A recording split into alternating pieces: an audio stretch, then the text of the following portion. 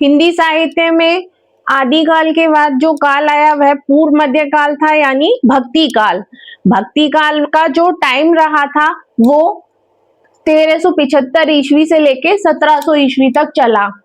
आदिकाल में जो हमारी सारी जितनी भी कवियों ने चर्चाएं की थी वो वीरों के ऊपर की थी, यानी वीरों के युद्धों का वर्ण, वीरों के जितने भी सजीव चित्रण रहे, यानी जितना भी था एक युद्ध के बारे में वर्ण किया गया था, ज्यादातर उसमें युद्ध के बारे में।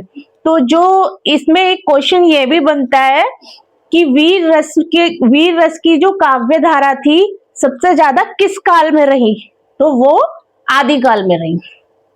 उसके बाद जो हमारे कवि रहे वो धीरे धीरे धीरे धीरे, जैसे कहते हैं ना टाइम अपडेट हो रहा है, इसी तरीके से तो हमारे कवियों का ध्यान धीरे धीरे ईश्वर की ओर चला, ईश्वर की ओर चला, जो से हम कहते हैं पूर्व मध्य काल, यानी पूर्व मध्य काल यानी हमारा भक्ति काल। ठीक है, तो ईश्वर, इसमें हमारे जो कवि थे वो ईश्वर की तरफ ध्यान देने लगे, और जो हमारी कविताएं थी या जो भी हमारे उल्लेख थे उसमें ईश्वर का जिक्र होने लगा।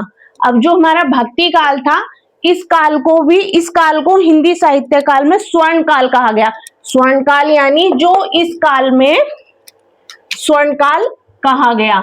इस काल में जो उल्लेख किए गए थे वह इतने मनमोहक थे, इतना अच्छा प्रसंग कवियों ने दिया था, जो आज भी अगर हम लोग पढ़ते हैं तो हमारा मन एकदम मनोरंजन की ओर चलता है। मतलब एक दिमाग में एक पिक्चर आती है कि उस समय किस तरीके से भगवान रहे होंगे, या भगवान ने किस तरीके से उस चीज को चित्रित किया है, या कवियों ने अपनी जो जितनी भी हमारी वो दी गई थी कविताएं थी या प्रसंग थे, उसमें एक सजीव चित्रण उतारा भगवान का। ठीक है, अब काव्य हमारा क्या था, भक्ति काल भी हमारा दो भागों में बांटा गया था, एक सगुण काव्य धारा, दूसरा निर्गुण काव्य धारा। अब हमारा जो प्रश्न उठता है वो उठता है कि सगुण काव्य धारा और ये निर्गुण काव्य धारा क्या है। देखिए, सगुण जो काव्य धारा है, सगुण काव्य धारा में जो होता है ना, सगुण यानी शारीरिक रूप से, शारीरिक गुण। जो हमारे कवि होते थे वो कहते थे कि जो भगवान होता है वो एक शारीरिक रूप में है। उन्होंने शारीरिक रूप में जो चित्रण किया है, मतलब उन्होंने ये माना है कि भगवान हमारी तरह एक शारीरिक रूप में है। उस काल में जो कवि रहे थे जिन्होंने सगुण काव्य धारा पर ध्यान दिया था, उन्होंने कहा है कि जो भगवान है एक शारीरिक रूप में है। ठीक है, तो सगुण से समझ जाइए कि शारीरिक रूप यानी किसी का सजीव चित्रण करना।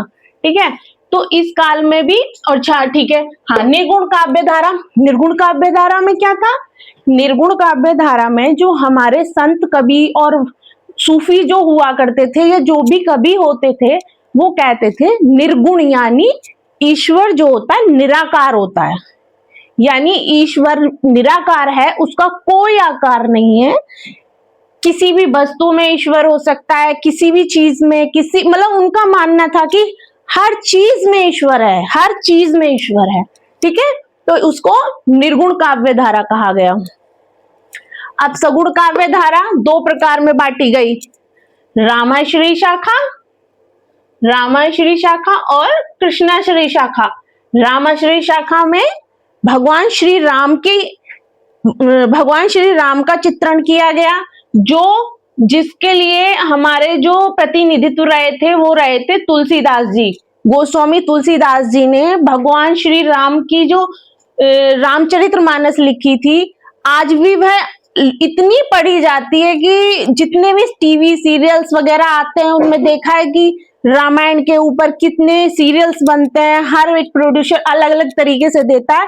वो सब भगवान ये तुलसीदास जी की रामचरितमानस से लिए गई चीजें हैं, जो उनको अपडेट कर करके वो अपने अपने तरीके से प्रसारण करते हैं। अब ये कृष्णश्रयी शाखा। कृष्णश्रयी शाखा में भगवान कृष्ण का चित्रण किया गया है, और जब भी भगवान कृष्ण के चित्रण की बात आती है तो हमारे मन में सिर्फ एक ही कवि का नाम आता है, वो है सूरदास जी।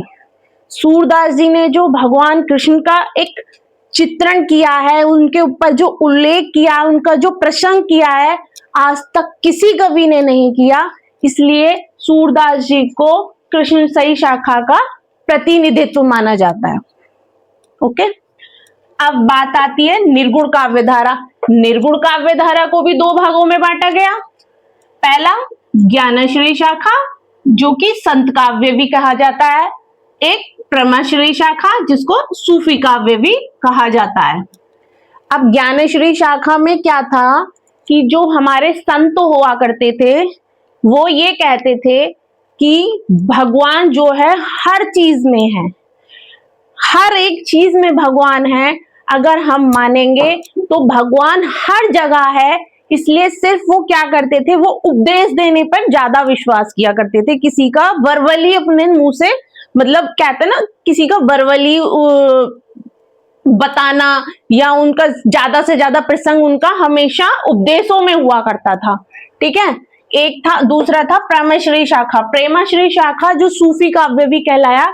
इसमें जो कवि थे वो ये कहते थे कि जो प्रेमाश्री शाखा है यह प्रेम से ओतप्रोत थी, जिसमें आत्मा का परमात्मा से मिलन, या किसी प्रेमिका का प्रेमी से मिलन, या किसी माँ का अपने बच्चे से, मतलब प्रेम से भरा हुआ पूरा प्रसंग था।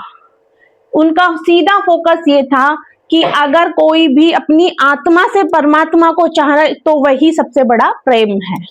ठीक है, और ज्ञानश्री शाखा के जो प्रतिनिधित्व रहे थे वो कबीरदास जी थे, और प्रेमाश्री शाखा के जो प्रतिनिधित्व रहे थे वो मलिक मोहम्मद जैसी थे। ठीक है।